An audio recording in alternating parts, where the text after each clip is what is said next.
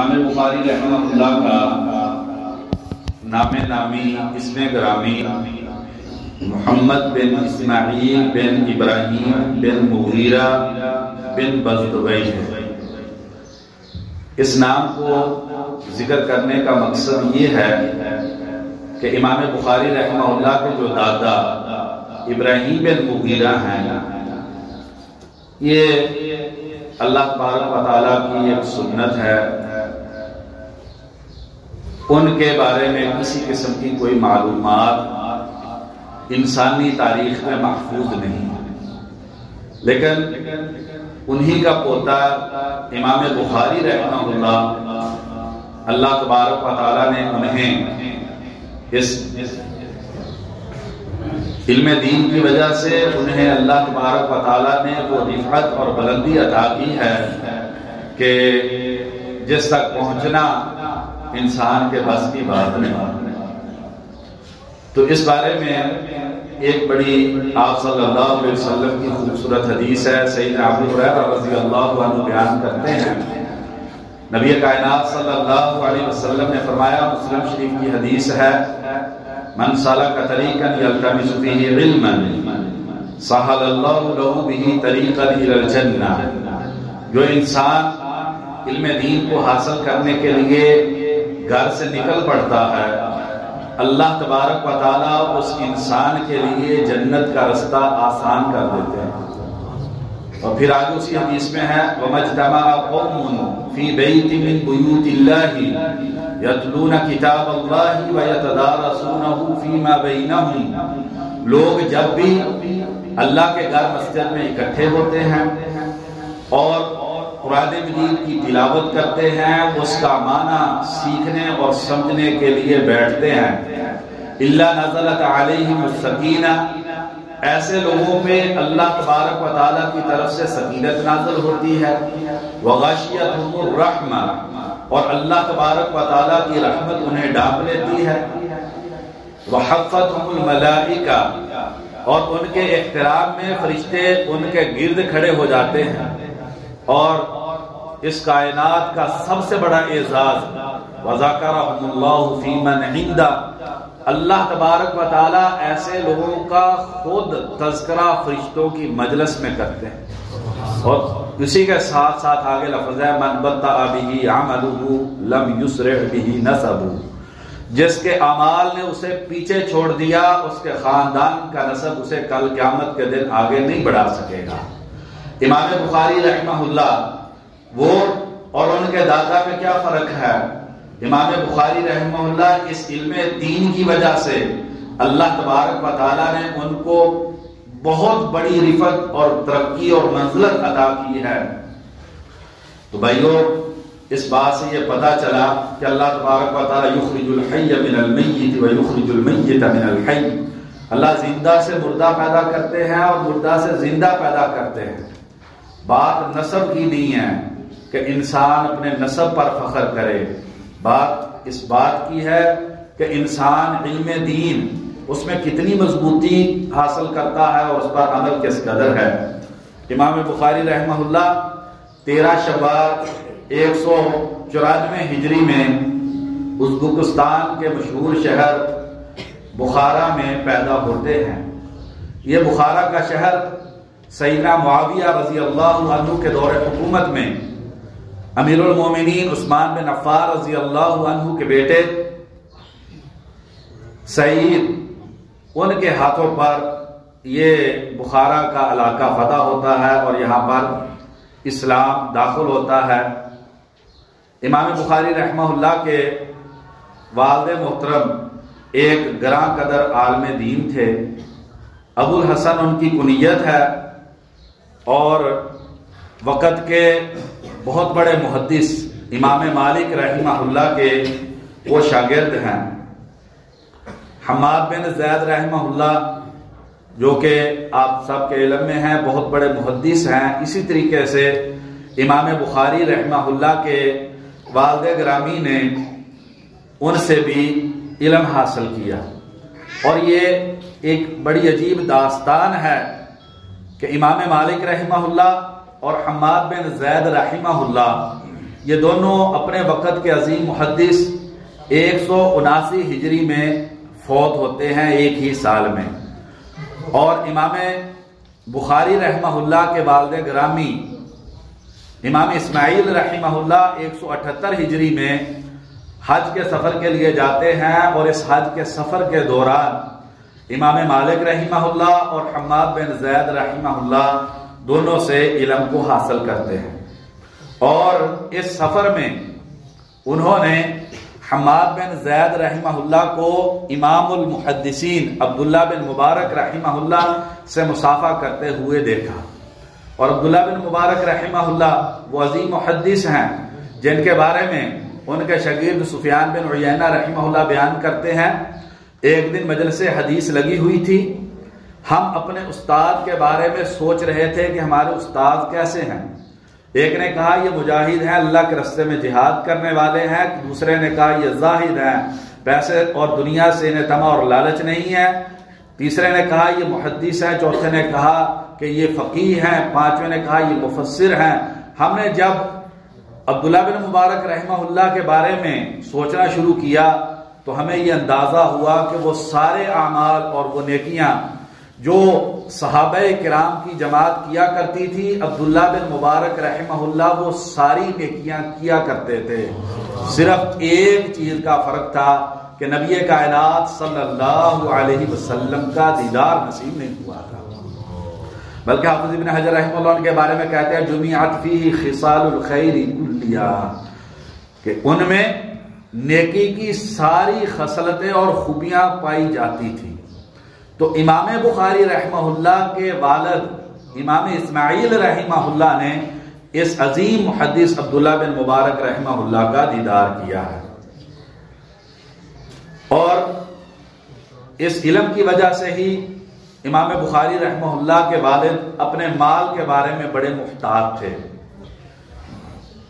ابن حجر رحمہ اللہ نے حدث ساری میں نقل کیا ہے کہ ان کے والد کہتے کہ انہو لا یعلم فی مالہ حراما ولا شبہا، کہ میرے مال میں حرام کا درہم و دینار نہیں ہے بلکہ شبہ والی کمائی بھی نہیں۔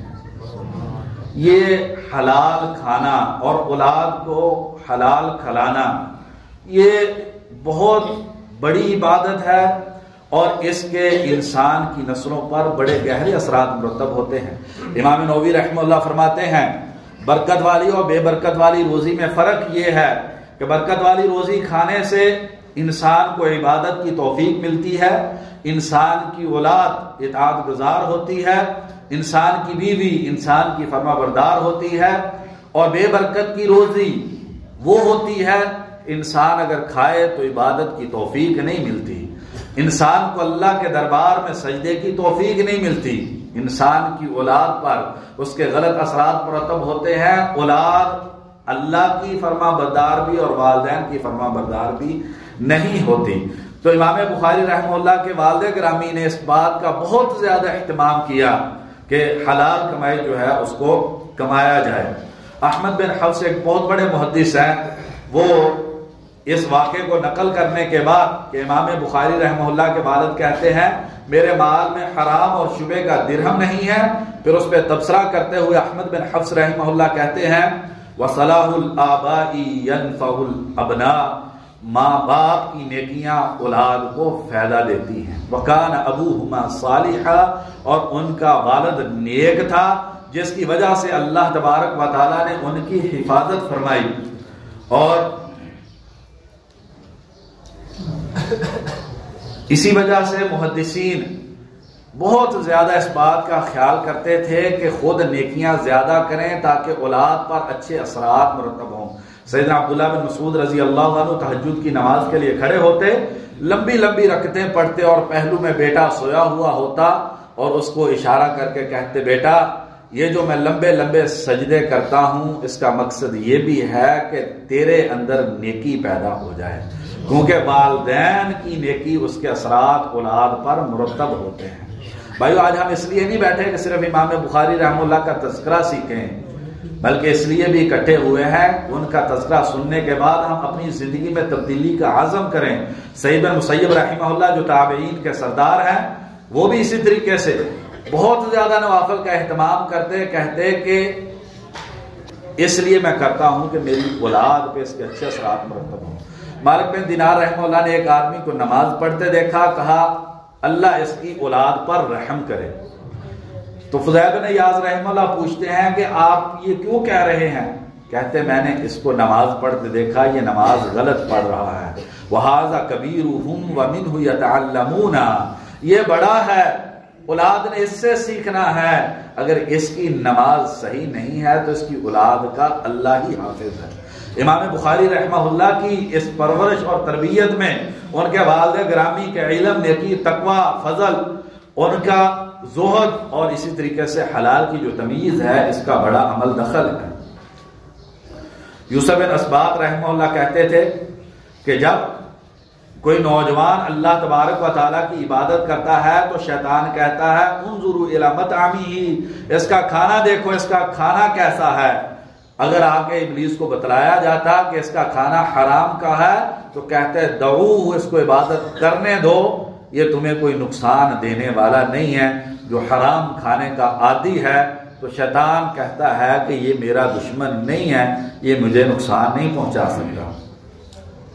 سعد بن عبداللہ رحمہ اللہ کہتے ہیں کہ 3 چیزوں میں انسان کی نجات ہے: اکل الحلال و اداء الفرائض والاقتداء بالنبی صلی اللہ علیہ وسلم، انسان حلال کھائے، فرائض کو ادا کرے اور نبی اکرم صلی اللہ علیہ وسلم کی سنت کے مطابق زندگی کو گزارے۔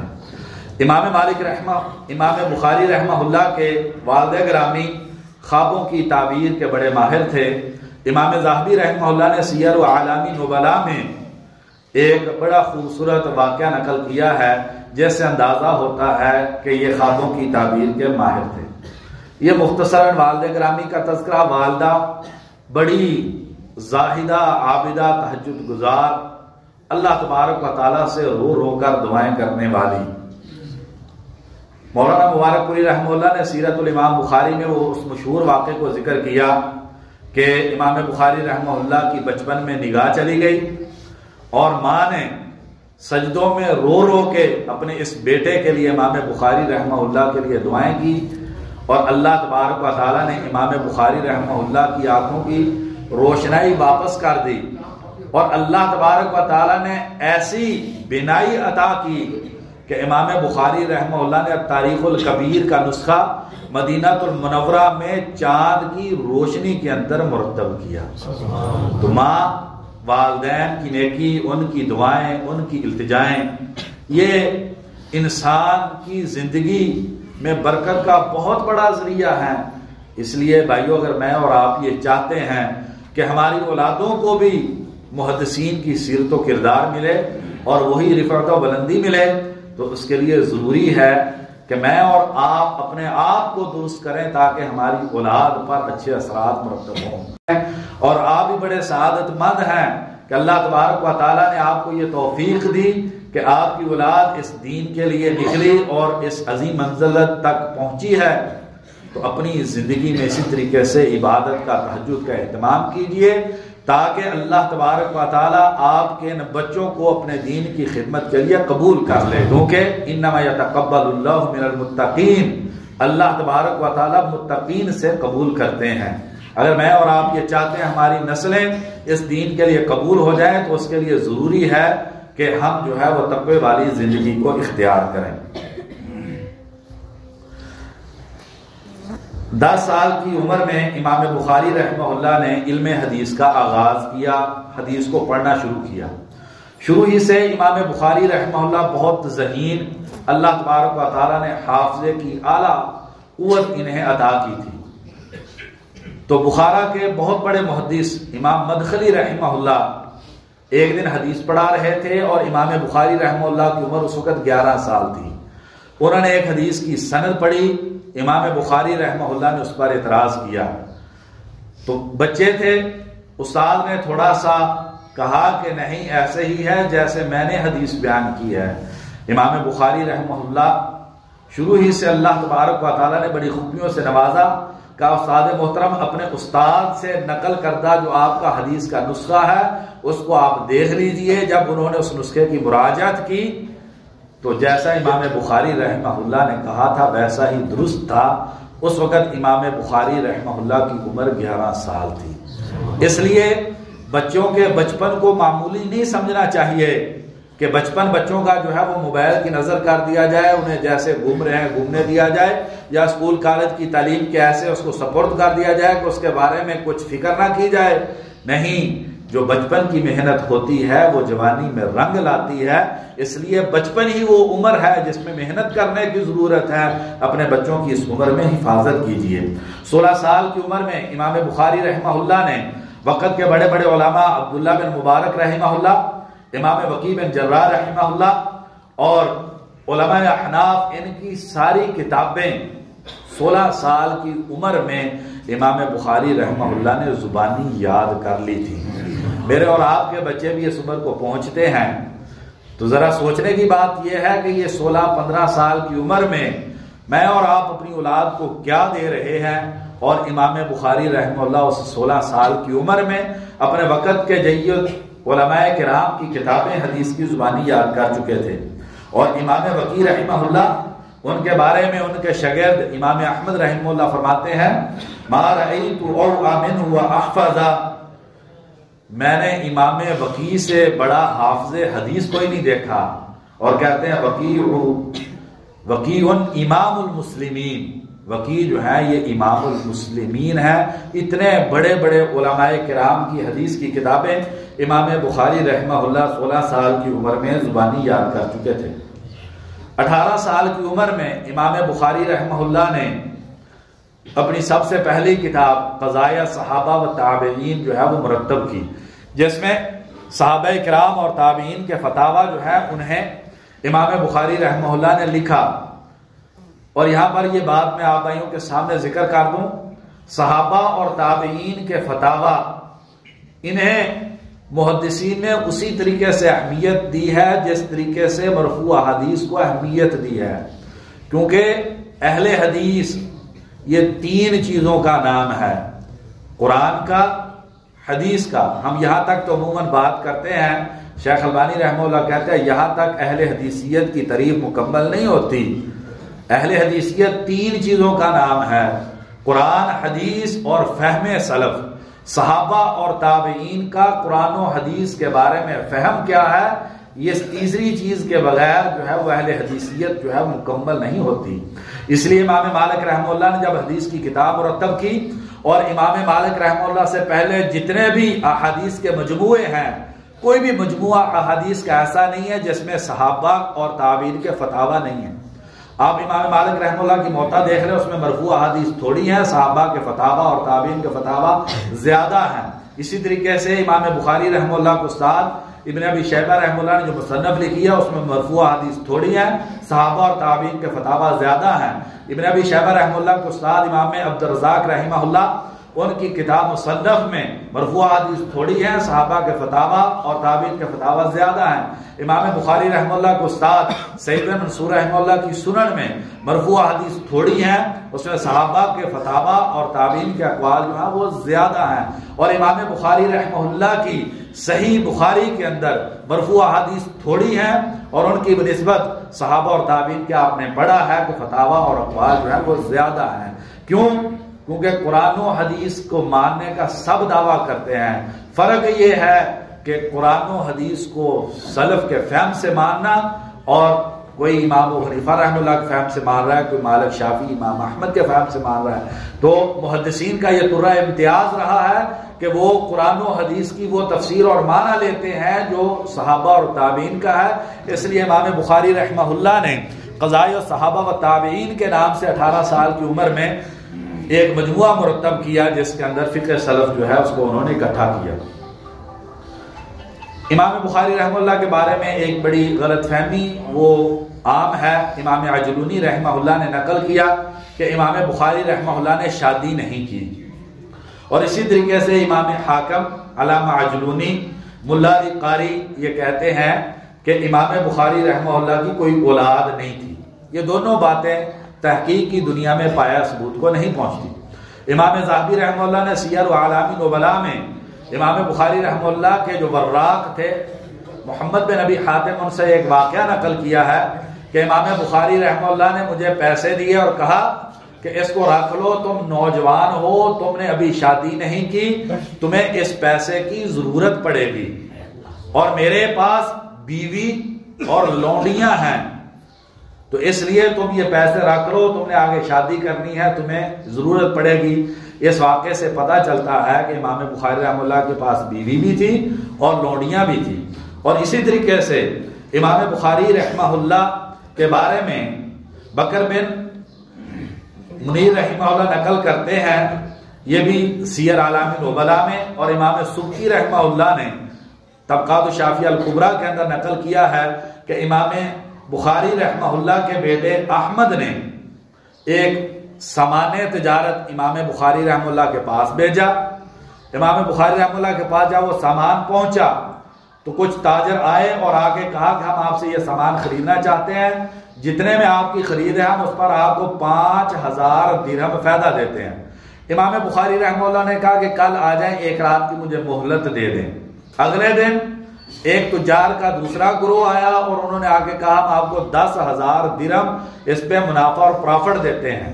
امام بخاری رحمہ اللہ نے فرمایا کہ میں نے رات نیت کر لی تھی کہ میں اس گروہ کو جس نے 5000 درہم فائدے کی بات کی ہے میں انہیں سامان بیچ دوں گا، اور میں اپنی نیت کو خراب نہیں کرنا چاہتا۔ محدثین اس بات کا بہت زیادہ اہتمام کرتے تھے۔ سفیان ثوری رحمہ اللہ فرماتے ہیں کہ سب سے سخت عبادت جو ہم نے اپنی زندگی میں کی ہے وہ نیت کی عبادت ہے۔ اسی لیے امام بخاری رحمہ اللہ نے صحیح بخاری کا آغاز انما الاعمال بالنیات سے کیا ہے، اور محدثین کہتے ہیں یہ 1/3 دین ہے، اور کچھ محدثین کا یہ کہنا ہے کہ انما الاعمال بالنیات یہ آدھا دین ہے، کیونکہ جو دل کی اصلاح ہے وہ اس حدیث کی روشنی میں ہوتی ہے۔ مختصراً اس واقعے سے پتہ چلا کہ امام بخاری رحمہ اللہ کے ایک بیٹے تھے جن کا نام احمد ہے۔ امام ابن عساکر رحمہ اللہ نے بھی ان کے بیٹے احمد کا ذکر جو ہے وہ تاریخ دمشق کے اندر کیا ہے۔ حدیث کے لیے سفر کرنا یہ شروع سے ہی صحابہ کرام سے لے کر محدثین کے دور تک یہ ایک طریقہ کار رہا ہے۔ علم حدیث کو حاصل کرنے کے لیے سفر کیے جاتے تھے۔ یہ سفر کیوں کیا جاتا ہے؟ انسان سفر کس لیے کرتا ہے؟ جتنی قیمتی چیز ہوتی ہے انسان اس کے لیے اتنی ہی بڑی مشقت کو برداشت کرتا ہے۔ سعید بن مسیب رحمہ اللہ فرماتے ہیں ایک حدیث کو پڑھنے کے لیے ہم 2-3 مہینے کے سفر کو تھوڑا جانتے تھے۔ یہ 2-3 مہینے کا سفر اس کی قیمت نہیں ہے، کیونکہ ایک حدیث کا علم انسان کے پاس آ جانا یہ اتنی بڑی دولت ہے کہ 2-3 مہینہ اس کے سامنے کوئی حیثیت نہیں رکھتا۔ ابو ایوب انصاری رضی اللہ عنہ مدینہ المنورہ سے مصر اتنا لمبا سفر صرف ایک حدیث کو سننے کے لیے کرتے ہیں، اور اسی طریقے سے ایک حدیث کی تصدیق کے لیے صحابی رسول فضالہ بن عبید رضی اللہ عنہ کے پاس جاتے ہیں، اونٹ خریدتے ہیں، 1 مہینے کا سفر جانے کا اور 1 مہینے کا سفر آنے کا، کس لیے؟ ایک حدیث سنی تھی اس کی تصدیق کرنے کے لیے۔ سیدنا جابر رضی اللہ عنہ نے اونٹ خریدا اور مدینہ المنورہ میں سے شام عبداللہ بن انیس رضی اللہ عنہ کے پاس ایک حدیث سننے کے لیے گئے۔ حماد بن سلمہ رحمہ اللہ ان کے میں نے واقعہ پڑھا، اور جب واقعہ پڑھا تو میرا جسم کانپ اٹھا۔ سفیان ثوری رحمہ اللہ، خطیب بغدادی رحمہ اللہ الجامع لاخلاق راوی و آداب سامع میں نقل کیا ہے، سفیان ثوری رحمہ اللہ حماد بن سلمہ رحمہ اللہ کے پاس آئے اور آ کے کہتے ہیں السلام علیکم بھی نہیں کہا مجھے فلاں حدیث بیان کر دیجیے۔ انہوں نے جب حدیث بیان کی تو پھر ان سے سلام لیا، انہوں نے پوچھا کون ہے تو بتلایا ابو سعید، انہوں نے کہا کہ سفیان ثوری ہو، انہوں نے کہا، تو انہوں نے کہا مجھے تم پر بڑا تعجب ہے کہ تم نے پہلے سلام نہیں کیا، مسنون یہ ہے کہ تم سلام کرتے پھر مجھ سے حدیث سنتے۔ تو ان کا جواب کیا تھا؟ انہوں نے کہا مجھے یہ ڈر تھا کہ کہیں میری زندگی کی سانسیں نبی صلی اللہ علیہ وسلم کے اس حدیث کو سننے سے پہلے ٹوٹ نہ جائیں۔ اس لیے میں نے مناسب سمجھا کہ پہلے میں نبی اکرم صلی اللہ علیہ وسلم کی ایک حدیث سن لوں۔ بھائیو یہ معمولی چیز نہیں ہے، بہت قیمتی چیز ہے۔ اس لیے امام بخاری رحمہ اللہ اپنے گھر سے نکلے اور پوری اسلامی دنیا کا امام بخاری رحمہ اللہ نے سفر کیا اور اس کے ذریعے حدیث کو اکٹھا کیا۔ ان کے سفر کی داستان بیان کرنے سے پہلے ابراہیم بن ادھم رحمہ اللہ کے قول میں آپ کے سامنے رکھنا چاہتا ہوں۔ کہتے ہیں ان اللہ یرفع البلاء عن هذه الامه برحلة اصحاب الحدیث۔ امام سیوطی رحمہ اللہ تدریب الراوی میں نقل کرتے ہیں اللہ تبارک و تعالی اس امت سے مصیبتیں محدثین کے سفر حدیث کی وجہ سے اٹھا دیتے ہیں۔ اس امت میں محدثین جو حدیث کے لیے سفر کرتے ہیں اس کی وجہ سے اللہ تبارک و تعالی امت سے مصیبتیں اور پریشانیوں کو اٹھا دیتے ہیں۔ یہ کوئی معمولی عبادت نہیں ہے۔ امام بخاری رحمہ اللہ بخارا اور خراسان کا علم حاصل کرنے کے بعد 210 ہجری میں پہلا سفر کرتے ہیں۔ 6 سال مکہ مدینہ اور حجاز میں رہتے ہیں اور وہاں کے بڑے بڑے محدثین سے علم کو حاصل کرتے ہیں اور پھر بصرہ چلے جاتے ہیں۔ امام بخاری ایک روایت کے مطابق 4 مرتبہ بصرہ میں حدیث پڑھنے کے لیے گئے اور دوسری روایت کے مطابق 5 مرتبہ بصرہ میں حدیث پڑھنے کے لیے گئے، اور پھر اسی طریقے سے مصر میں امام بخاری رحمہ اللہ 2 مرتبہ مصر میں گئے، شام میں گئے، فلسطین میں گئے۔ کوفہ اور بغداد کے بارے میں امام بخاری رحمہ اللہ کہتا ہے میں اتنی مرتبہ حدیث پڑھنے کے لیے گیا مجھے یاد نہیں ہے کہ میں کتنی مرتبہ حدیث پڑھنے کے لیے کوفہ اور بغداد کے اندر میں گیا۔ تاریخ بغداد میں ہے امام بخاری رحمہ اللہ کہتے ہیں میں نے 1000 اساتذہ سے زیادہ سے علم حدیث حاصل کیا۔ یہ نہیں بھائیو تھوڑا سا ہم تو اب 5-6 سال جو ہوتے ہیں یہ بھی طبیعت پر جو ہیں وہ گراں گزرنے ہمیں شروع ہو جاتے ہیں۔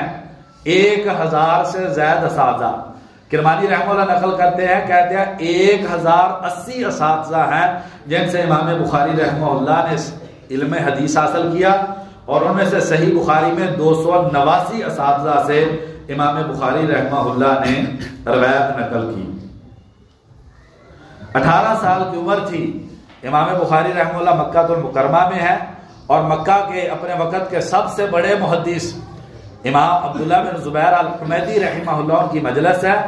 عبداللہ بن زبیر الحمیدی رحمہ اللہ کا کسی محدث کے ساتھ تکرار ہو رہا ہے حدیث کے معاملے میں، اور امام بخاری 18 سال کی عمر میں ابھی بچپن ہے، جوانی کا آغاز ہے، تو مجلس میں پہنچے تو ان کے استاد عبداللہ بن زبیر الحمیدی رحمہ اللہ کہتے ہیں اللہ تبارک و تعالیٰ نے میرے اور تمہارے درمیان فیصلہ کرنے والے کو بھیج دیا ہے۔ یعنی 18 سال کی عمر میں امام بخاری رحمہ اللہ کی علم حدیث میں وہ حیثیت بن گئی تھی کہ عبداللہ بن زبیر الحمیدی جنہیں مکہ کے سب سے بڑے محدث مانا جاتا ہے وہ انہیں سمجھتے ہیں کہ وہ ہمارے درمیان فیصلہ کر سکتے ہیں، اور یہ مقام امام بخاری رحمہ اللہ کو یوں ہی نہیں مل گیا، اس کے لیے بڑی کٹھن محنت کی ہے، علم کو عزت دی ہے، اپنی دن رات کے آرام کو تج کیا ہے۔ محمد بن یوسف البخاری کہتے ہیں کہ امام بخاری رحمہ اللہ کے گھر میں ٹھہرا ہوا تھا، ایک رات امام بخاری رحمہ اللہ 18 مرتبہ، امام مزی رحمہ اللہ نے تہذیب الکمال میں اس واقعے کو نقل کیا ہے، 18 مرتبہ امام بخاری رحمہ اللہ اٹھے اور آگ جلائی۔ بھائی اس وقت آگ جلانے کی کیفیت یہ نہیں ہے کہ دیا سرائی یوں جلائی اور آگے گاس ہے گیس ہے اس کو آگ لگا لی۔ چکماک کا پتھر ہوتا تھا، وہ پتھر بار بار رگڑ کے جب اس میں حرارت پیدا ہوتی تھی تب اسے آگ جلتی تھی، تو محنت سے آگ جلاتے، دیے کو لگاتے، پھر اپنے اوراق میں کچھ لکھتے، پھر سو جاتے۔ 18 مرتبہ محمد بن یوسف بخاری رحمہ اللہ کہتے ہیں میں نے امام بخاری رحمہ اللہ کو دیکھا کہ 18 مرتبہ اٹھے اور اپنی حدیث کی کتاب میں لکھا۔ بلکہ تاریخ بغداد میں امام بخاری رحمہ اللہ کے شاگرد محمد بن ابو حاتم الوراق جو امام بخاری رحمہ اللہ کے شاگرد اور خادم بھی تھے، کہتے ہیں ایک سفر میں ہم اکٹھے تھے، امام بخاری رحمہ اللہ سفر کی دیکھیں مشقت کتنی ہوتی ہے، کہتے ہیں 15 سے 20 مرتبہ امام بخاری اٹھے، آگ جلائی اور اپنے کاغذ نکالے اور اس پر کچھ نہ کچھ لکھا۔ کیوں بھائیو؟ یہ علم یوں آرام سے حاصل نہیں ہوتا۔ ابن ابی حاتم رحمہ اللہ الجرح والتعدیل کے مقدمے میں لکھتے ہیں لا یستطاع العلم براحت الجسد، جسم کی آسانی سے موبائل میں وقت ضائع کر کے، فضول کی بحثیں، سیاست پہ اپنا طالب علم وقت ضائع کر کے اور گناہ کی زندگی گزار کے یہ علم حاصل نہیں ہوتا۔ لا یستطاع العلم براحت الجسد، جسم کی آسانی سے یہ علم نہیں ملتا۔ یہ علم بڑا غیرت مند علم ہے جسے اس علم کی پرواہ نہیں ہے۔ ہمارا اسلاف کہتے تھے جو پوری زندگی اور زندگی کے سارے وقت اور ساری مصروفیتیں علم کو دیتا ہے، اس کو علم کچھ حصہ اپنا دیتا ہے، اور جو علم کو کچھ حصہ اپنی زندگی کا دیتا ہے، علم اس کو اپنا کچھ نہیں دیتا ہے۔ امام بخاری رحمہ اللہ کے بارے میں آگے قول آئے گا۔ امام بخاری رحمہ اللہ کے بارے میں آتا ہے کل شغلہ کان فی العلم، ان کی زندگی کے ہر لمحے کی مصروفیت جو ہے وہ علم تھی۔ اس علم کی اگر ہم قدر کریں گے، اس کے لیے محنت کریں گے، تو اللہ تبارک و تعالی ہمیں بھی وہ مقام عطا کر دیں گے۔ امام بخاری رحمہ اللہ شام میں آدم بن ابی ایاس رحمہ اللہ سے، بخاری کے مشہور راوی ہیں، ان سے حدیث پڑھنے کے لیے گئے، زاد راہ ختم ہو گیا۔ یہ زیادہ پیسے کی طمع اور لالچ، پیسے کے لیے محنت کرنا، ایک عالم دین کا پیسے کے لیے اپنے شب و روز کو صرف کرنا، یہ محدثین کا طریقہ کار نہیں تھا، بلکہ محدثین تو ان چیزوں سے بالکل دور تھے۔ امام ذہبی رحمہ اللہ سیر اعلام نبلاء میں لکھتے ہیں کہ زاد راہ ختم ہو گیا، امام بخاری گھاس اور پتے کھایا کرتے تھے، کسی کے سامنے ہاتھ نہیں پھیلایا۔ یہ علم بھی بڑا باغیرت ہے، اور اس علم کو حاصل کرنے والے بھی بڑے غیرت مند ہیں، اور اگر یہ علم انسان کے پاس اور انسان لوگوں کے سامنے اپنے ہاتھ پھیلا دیتا ہے، اس انسان نے علم حاصل نہیں کیا، اس انسان نے بھیک مانگنی سیکھی ہے۔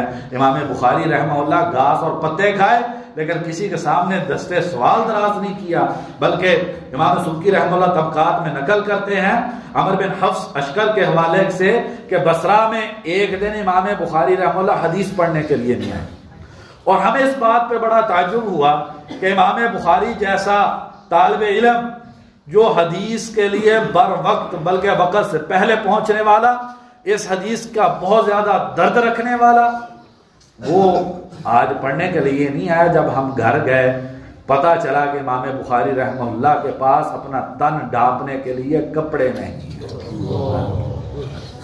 بھائیو، یہ یوں ہی امام بخاری نہیں بن گئے، اس کے لیے بڑی محنت ہوئی ہے۔ تو اگر آج ہم بھی یہ عزم کر لیں، اس سیرت و کردار کو اپنا لیں جو امام بخاری رحمہ اللہ نے اپنایا تھا، اللہ کی قسم ہے آج بھی زمانے کی روش بدل سکتی ہے، لوگوں کا کردار جو ہے اس میں تبدیلی آ سکتی ہے۔ آج بھی لوگوں کی زندگی میرے اور آپ کے اچھے کردار کی وجہ سے بدل سکتی ہے۔ میرے ذہن میں محدث کا نام نہیں ہے، وہ کہتے ہیں کہ جو آدمی نیک ہوتا ہے اس کے صرف اولاد ہمسائے نہیں، اس کے پورے محلے پہ اللہ تبارک و تعالیٰ کی رحمتیں نازل ہوتی ہیں۔ یہ کوئی معمولی رستہ نہیں ہے، یہ بڑا عظیم رستہ ہے۔ وقت کی قلت ہے، ورنہ میں اس سلسلے میں آپ کو کچھ اور بھی باتیں ذکر کرتا۔ محمد بن ابی حاتم رحمہ اللہ کو ابھی میں نے ذکر کیا، کہتے ہیں کل شغلہ کان فی العلم، امام بخاری کی رات علم میں تھی، امام بخاری کا دن علم میں تھا، دوپہر کی جو ہے وہ گرمی کے وقت وہ علم میں تھے۔ یہ صحیح بخاری کو جس کو میں نے اور آپ نے ایک سال کے اندر بڑی تیزی سے پڑھ لیا، امام بخاری رحمہ اللہ کو 6 لاکھ حدیثیں یاد ہیں، پھر بھی اس بخاری کو لکھنے کے لیے امام بخاری رحمہ اللہ کو 16 سال لگ گئے، اور ہر حدیث کو لکھنے سے پہلے وضو ہے، غسل ہے، پھر 2 رکعت ہے، پھر استخارہ ہے، پھر اللہ تبارک و تعالیٰ سے مدد مانگنا ہے۔ اس کے پیچھے بڑی محنت ہے، یہ 16 سال کے شب و روز کی محنت ہے۔ میں اور آپ اس کو 1 سال میں پڑھ کے یہ نہ سمجھے کہ ہم اس کتاب کو پڑھ لیا ہے، پوری زندگی بھی اللہ کی قسم اگر اس کتاب کو پڑھنے میں صرف کی جائے اس کا حق ادا نہیں ہو سکتا۔ امام ذہبی رحمہ اللہ سیر میں لکھتے ہیں کہ اگر اس کتاب کو حق ادا کرنا ہو کسی سیاہی کے ذریعے لکھنے کا، تو وہ سونے کے پانی سے اس کتاب کو لکھا جانا چاہیے، اتنی قیمتی جو ہے یہ کتاب ہے۔ بلکہ قتیبہ بن سعید بہت بڑے اپنے وقت کے محدث ہیں، کہتے ہیں اگر امام بخاری صحابہ میں ہوتے تو اللہ تبارک و تعالیٰ کی بہت بڑی نشانی ہوتے۔ محمد بن یوسف فربری رحمہ اللہ کہتے ہیں کہ 90,000 لوگوں نے امام بخاری سے صحیح بخاری پڑھی.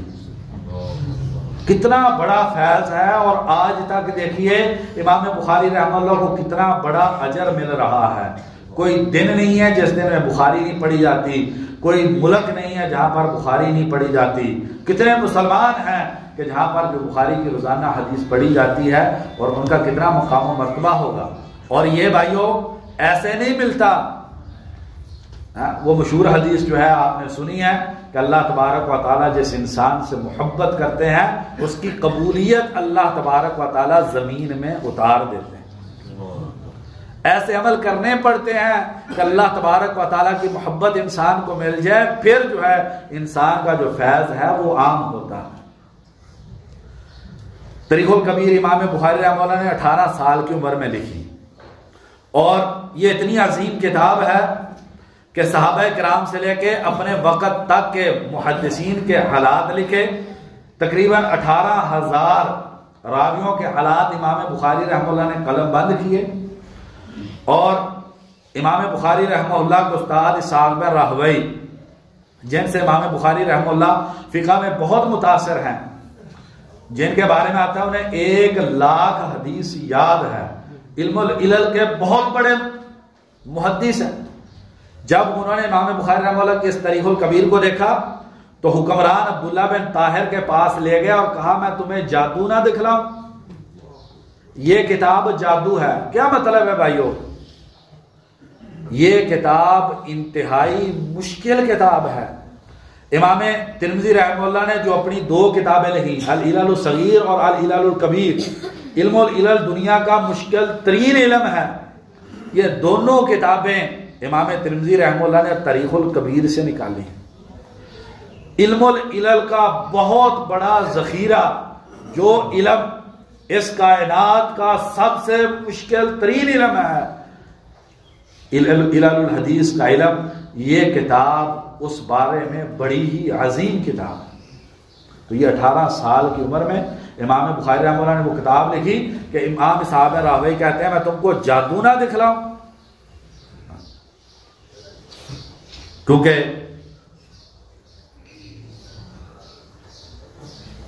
صاحب راہوی رحمہ اللہ کہتے ہیں اللہ اکبر، میں نے اس کتاب کو پڑھا ہے، میں اس کتاب کو سمجھ نہیں پا رہا. یہ صاحب راہوی جیسا بڑا محدث کیا کہتے ہیں تاریخ الکبیر کے بارے میں نے اس کتاب کو پڑھا ہے، میں اس کو سمجھ نہیں پا رہا. بھائیو جیسے ہم بخاری پڑھتے ہیں اسی طریقے سے امام بخاری کی دیگر کتابیں بھی پڑھیں. تاریخ الکبیر ہے، تاریخ الاوسط ہے، خلق و افعال العباد ہے، الادب المفرد ہے، ابھی بر الوالدین چھپی ہے. بلکہ اللہ تبارک و تعالیٰ نے اتنا علم امام بخاری رحمہ اللہ کو دیا تھا. امام بخاری رحمہ اللہ نے کتاب لکھی ہے کتاب الہبہ، تحفے کے بارے میں. تو امام بخاری رحمہ اللہ کہتے ہیں کہ امام وقیع کی کتاب الہبہ میں 2 یا 3 مرفوع حدیثیں ہیں، اور عبداللہ بن مبارک رحمہ اللہ کی کتاب الہبہ میں 5 مرفوع حدیثیں ہیں. اور امام بخاری رحمہ اللہ کہتے ہیں میں نے اللہ کے فضل سے کتاب الہبہ میں 500 مرفوع احادیث جو ہیں وہ اکٹھی کی ہیں. بہت محنت کی ہے اور تب جا کر یہ مقام ملا ہے. بات کو سمیٹیں چونکہ ساجی کا اصل درس ہوگا.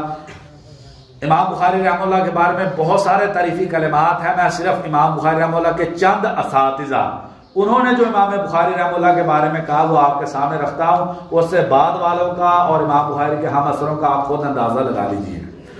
سلیمان بن حرب بہت بڑے محدث ہیں، اتنے بڑے محدث ہیں. امام ذہبی رحمہ اللہ لکھتے ہیں سیر میں کہ ان سے حدیث پڑھنے کے لیے ایک وقت میں 40,000 طالب علم بیٹھتے تھے. سلیمان بن حرب رحمہ اللہ کے مجلس میں تو وہ امام بخاری اپنے شاگرد کے سامنے اپنی حدیثیں رکھ کے کہتے بین لنا غلط شعبہ، میرے شاگرد بخاری میری حدیثوں میں دیکھیے کس کس جگہ پر شعبہ کی غلطیاں ہیں، مجھے ذرا ان کی نشاندہی کر دیجیے. اسماعیل بن ابی اویس اسی طریقے سے امام بخاری رحمہ اللہ کے پاس آئے، کہا میری ایک تمنا ہے. یہ امام مالک کے رشتہ دار ہے اسماعیل بن ابی اویس رحمہ اللہ، تم پوری کر دو. استاد شاگرد کو کہہ رہا ہے، کہتے ہیں جی استاد جی بتائیے. کہا یہ میری احادیث ہیں اس میں سے صحیح اور ضعیف حدیثوں پہ نشان لگا دیجئے، میں زندگی بھر تمہارا احسان مند رہوں گا۔ ابو مصعب زہری مدینہ کے بہت بڑے محدث ہیں، امام بخاری رحمہ اللہ کے استاد ہیں، کہ انہیں مامون نے مدینہ کے قاضی مقرر کیا تھا۔ کہتے ہیں امام احمد بن حنبل، امام احمد بن حنبل کون ہے؟ علی بن مدینی رحمہ اللہ کہا کرتے تھے کہ دو لوگ ہیں جن کے ذریعے اللہ تبارک و تعالیٰ نے اس دین کی حفاظت کی ہے، ایک ابو بکر صدیق رضی اللہ عنہ اور دوسرے احمد بن حنبل رحمہ اللہ۔ تو ان کے بارے میں ابو مصعب زہری رحمہ اللہ فرماتے ہیں کہ امام بخاری امام احمد بن حنبل سے بڑے محدث اور بڑے فقیہ ہیں۔ قتیبہ بن سعید رحمہ اللہ فرماتے ہیں میں فقہاء کے پاس بھی بیٹھا ہوں، زہاد اور عباد کے پاس بھی بیٹھا ہوں، میں نے بخاری جیسا، یہ استاد ہیں، میں نے بخاری جیسا عالم دینی دیکھا۔ کہتے ہیں بخاری کو وہی مقام محدثین میں حاصل ہے جو عمر رضی اللہ عنہ کو اپنے زمانے میں صحابہ میں مقام حاصل تھا۔ اور پھر اسی میں جو میں نے پہلے آپ کو بتایا، کہتے ہیں لو کان فی الصحابۃ لکان آیا، اگر امام بخاری رحمہ اللہ صحابہ میں بھی ہوتے تو امام بخاری اللہ تبارک و تعالیٰ کی ایک نشانی ہوتے۔ بلکہ قتیبہ بن سعید رحمہ اللہ بہت بڑے محدث ہیں، کتب ستہ یہ 6 محدث ہیں، ان میں سے اکثر کے استاد ہیں۔ ایک دن بیٹھے ہوئے کسی نے سوال کیا تو جواب دینے لگے، امام بخاری رحمہ اللہ داخل ہوئے، اسے کہنے لگے لو اللہ تبارک و تعالیٰ نے ہمارا مسئلہ حل کر دیا، احمد بن حنبل، اسحاق بن راہوی اور علی بن مدینی، یہ تینوں کی تینوں شخصیات اس ایک آدمی کے اندر ہیں، جتنا ان کا علم ہے اس اکیلے کا اتنا علم ہے، اللہ تبارک و تعالیٰ نے ہماری مشکل حل کرنے کے لیے انہیں بھیج دیا۔ وقت نہیں ہے ورنہ علی بن مدینی رحمہ اللہ کے بارے میں آپ کو بتلاتا کہ علی بن مدینی رحمہ اللہ کیا تھے اور اللہ تبارک و تعالیٰ نے انہیں علم حدیث کے اندر کیا مقام و مرتبہ دیا تھا۔ امام بخاری جیسا انسان کہتا ہے میں کبھی کسی محدث کے پاس حدیث پڑھنے کے لیے بیٹھا ہوں، میں نے اپنے آپ کو چھوٹا نہیں جانا، سوائے جب میں علی بن مدینی کے پاس بیٹھتا تھا مجھے اپنا آپ چھوٹا نظر آتا تھا۔ تو قتیبہ بن سعید رحمہ اللہ کیا کہہ رہے ہیں؟ احمد بن حنبل، اسحاق بن راہوی اور علی بن مدینی، یہ اللہ تبارک و تعالیٰ نے تینوں جو ہیں وہ امام بخاری کی شکل میں ہمارے پاس بھیج دیے ہیں۔ امام احمد رحمہ اللہ خود کہتے ہیں، امام ذہبی رحمہ اللہ سیر میں نقل کرتے ہیں، کہتے ہیں خراسان میں امام بخاری جیسا محدث جو ہے وہ پیدا نہیں ہوا۔ یعقوب بن ابراہیم الدورقی اور نعیم بن حماد، یہ دونوں امام بخاری رحمہ اللہ کے استاد ہیں۔ ابن حجر رحمہ اللہ نقل کرتا ہے یہ دونوں استاد اپنے شاگرد کے بارے میں کہتے ہیں فقیہ ھذہ الامۃ، امام بخاری اس امت کے فقیہ۔ محمد بن بشار یہ امام بخاری کے بھی استاد ہیں اور کتب ستہ میں سے اکثر کے استاد ہیں، تو کہتے ہیں ہوا افقہ خلق اللہ فی زماننا، ہمارے زمانے کا سب سے بڑا فقیہ جو ہے وہ امام بخاری رحمہ اللہ ہیں۔ اور یہ محمد بن بشار اپنے وقت کے بہت بڑے محدث ہیں۔ کہتے ہیں ایک دن امام بخاری آئے تو کہتے ہیں داخل الیوم سید الفقہاء، فقہاء کے سردار، یہ جو میرا شاگرد ہے یہ فقہاء کا سردار ہے، فقہاء کے سردار جو ہیں وہ آ گئے ہیں۔ بلکہ اسحاق بن راہوی رحمہ اللہ امام بخاری رحمہ اللہ کے بارے میں خود کہتے ہیں کہ علم علل میں میرا شاگرد مجھ سے زیادہ علم رکھتا ہے۔ عمر بن علی الفلاس یہ بخاری، مسلم، ابو داؤد، ترمذی، نسائی، ابن ماجہ 6 کے استاد ہیں، علل کے بہت بڑے امام ہیں۔ ابھی 3-4 سال پہلے ان کی علل کی کتاب چھپی ہے۔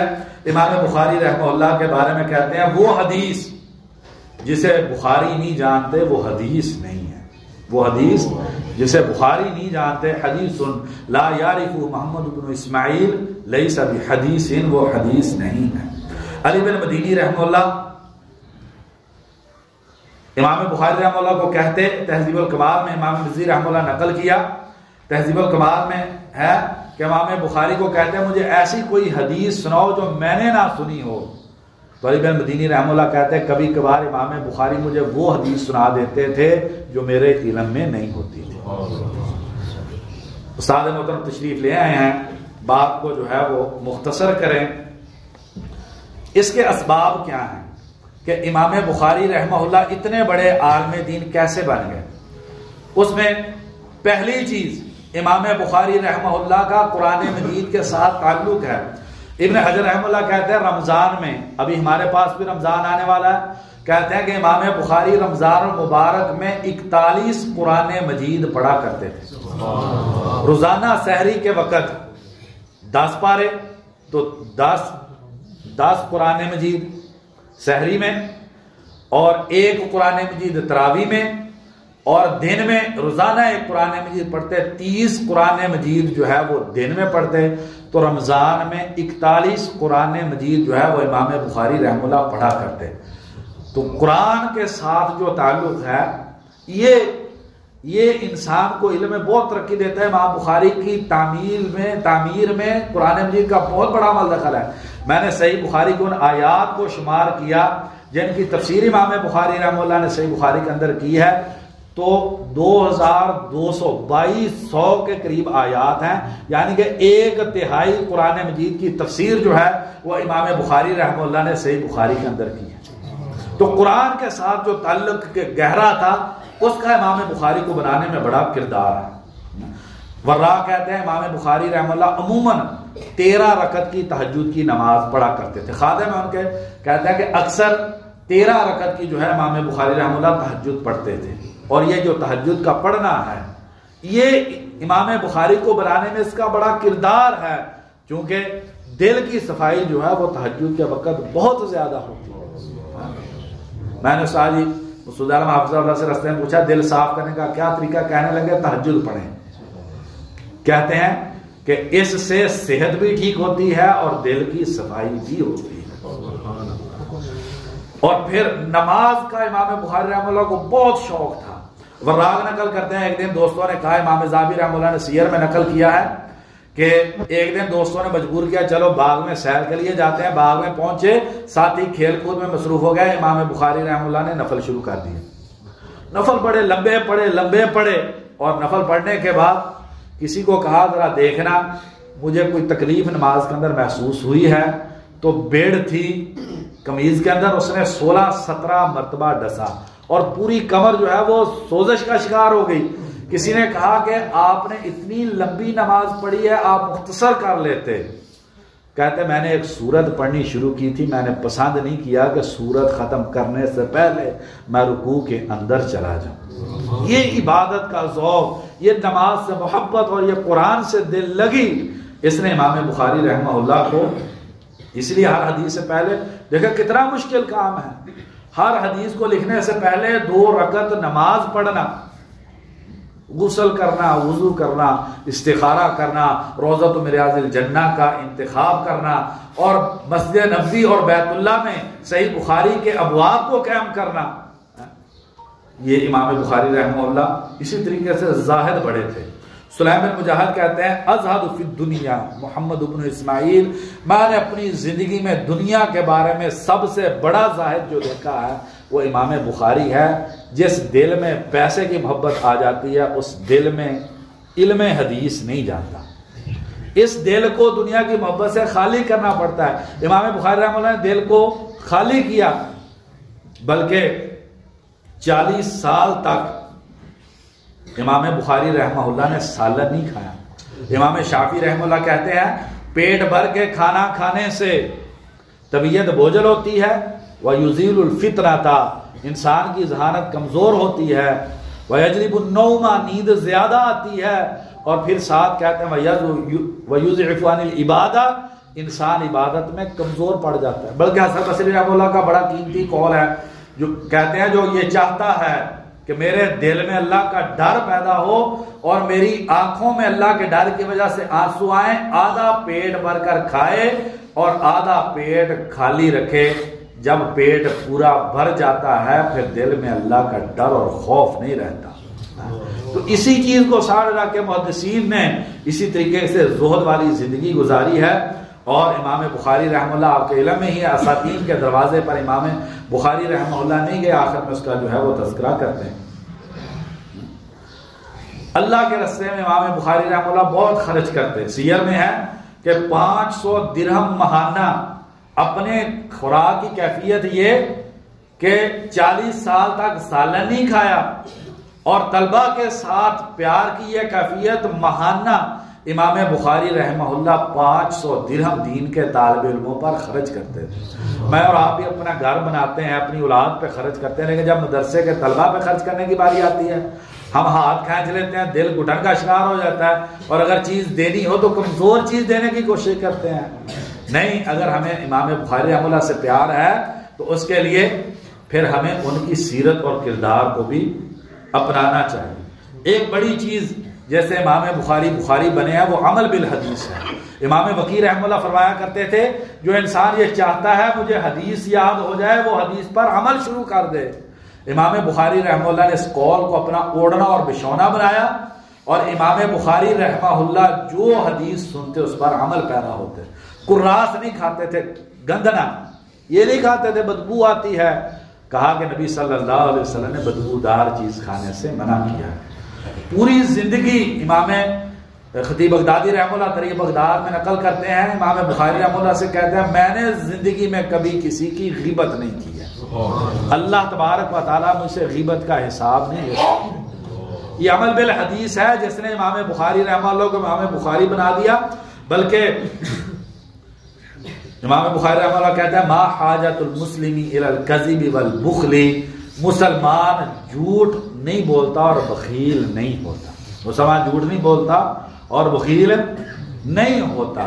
تو اندازہ کیجئے امام بخاری رحمہ اللہ کی پاکیزہ زندگی کا، نہ جھوٹ بولا ہے اور نہ زندگی بھر کسی کی غیبت کی ہے۔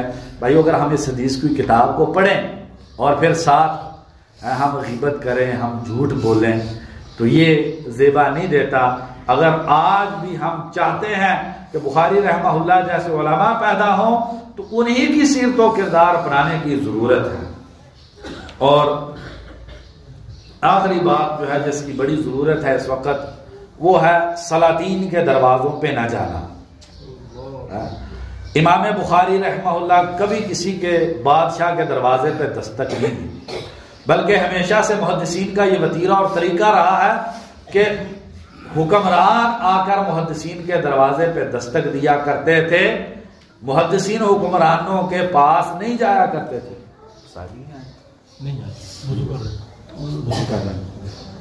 ٹائم تھوڑا رہ گیا، میں زیادہ لمبا ہو گیا کام۔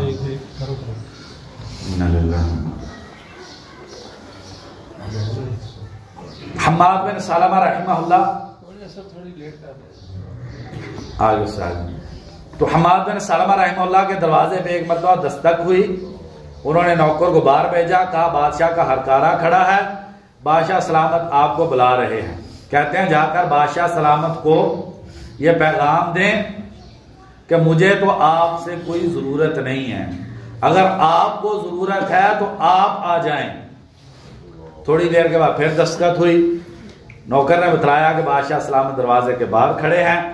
حماد بن سلمہ رحمہ اللہ کے گھر بادشاہ داخل ہوئے اور کہا کہ میں آپ سے سوال کرنا چاہتا ہوں، مختصراً استاد جی تشریف لے آئے ہیں۔ تو 30,000 درہم بادشاہ نے حماد بن سلمہ رحمہ اللہ کو دیے کہ یہ میری طرف سے نذرانہ ہے، اس نذرانے کو قبول کر لیجئے۔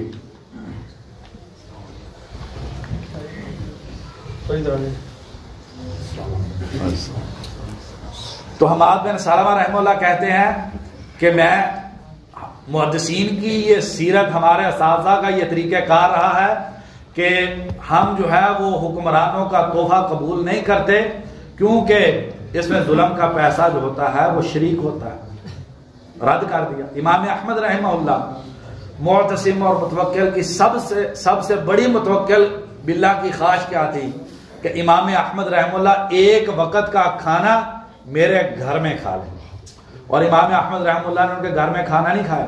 اور جب امام احمد رحمہ اللہ کے بڑے بیٹے صالح ان کے گھر سے تہجد کے وقت امام احمد رحمہ اللہ کا پانی گرم ہو کے آتا تھا، تو جب پانی ایک دن گرم ہو کے آیا، امام احمد رحمہ اللہ نے پوچھا پانی کہاں سے گرم ہوا، کہا گیا کہ صالح کے گھر سے، کہا کہ لکڑیاں کہاں سے ہیں، کہا کہ بادشاہ نے تحفے میں بھیجی ہے۔ امام احمد رحمہ اللہ نے اس پانی سے وضو نہیں کیا۔ بلکہ ایک دوسرا واقعہ ہے امام احمد رحمہ اللہ کا، امام احمد رحمہ اللہ 2-3 دن کھایا نہیں، بھوک بہت زیادہ، شاگردوں نے اصرار کیا کہ آپ کی صحت کے لیے ٹھیک نہیں، آپ کچھ کھا لیجئے۔ گھر میں کچھ نہیں تھا، آٹا جو ہے وہ ادار امام احمد رحمہ اللہ کے لیے لایا گیا، پانی میں گوندھ کے جب روٹی پک کے آئی تو پوچھا کس گھر سے روٹی پکی ہے، تو کہا گیا کہ سالے کے، آپ کے بیٹے سالے کے گھر سے روٹی پکی ہے۔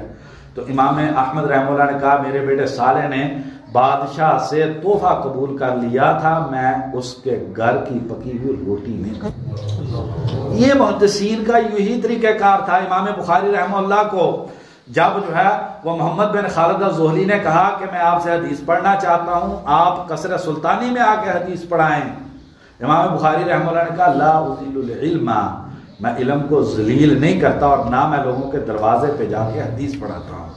اگر حدیث پڑھنی ہے تو آپ کو میری مجلس میں آ کے پڑھنا پڑے گا۔ انہوں نے کہا جی ہمارے لیے علیحدہ مجلس کا اہتمام کر دیں۔ امام بخاری رحمہ اللہ نے کہا کہ یہ علم جو ہے یہ امتیازات کا قائل نہیں ہے، یہ غریبوں کے بچوں کے درمیان بادشاہ کو، گورنر کو بیٹھ کے یہ علم جو ہے وہ پڑھنا پڑے گا۔